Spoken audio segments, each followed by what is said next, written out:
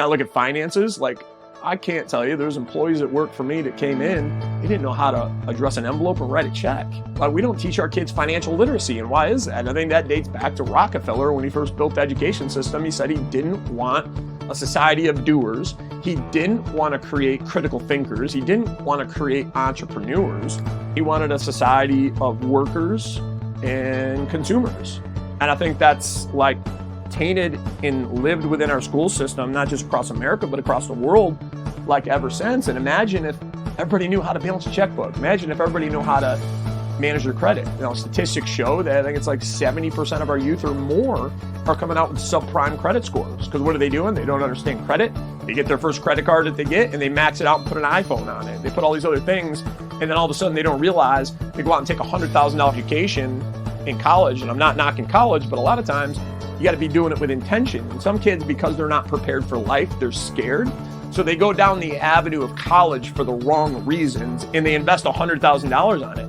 Now they got that credit card maxed out. They got their living expenses that they need to do. They got this $100,000 student loan, and now they're in the debt trap. And they're working paycheck to paycheck in that trap 70% of the time. But imagine if we told kids, there's a better way. We help kids understand, go to college with intention and a purpose. It's okay to maybe invest that $100,000 if you're doing something like becoming a doctor or a lawyer and you're going to get a net ROI. How many kids know what an ROI is? A return on investment, right? You want to make sure you're investing in what you're doing, investing in your education, not just doing it to do it because we're afraid of starting life. Imagine if we taught our kids that, instead of going out to American dream, well, I'm going to get that fancy new Mercedes-Benz, I'm going to get that new house, and I'm living the dream, I have everything. But it really isn't the dream if you give up and sacrifice your freedom. And now you're living to pay for that mortgage, and you're living to pay for that, and really the bank owns you. But instead, what if they're taught a different way? Instead of buying that, car, let's wait on that car. Like, that's what I did. I drove a beater for a period of time because actually nobody taught me about credit, and I destroyed my credit, and eventually schooled the hard knocks. I figured out how to fix it, and I found out how important it was later in life. I was one of those 70%, and then I was the guy that had the mortgage. I was going check to check. I had some savings, but in the grand scheme of things, it was no freedom. I was just going to a job over and over again, and I had to keep working and working just to make ends meet. But what if we taught kids a different way?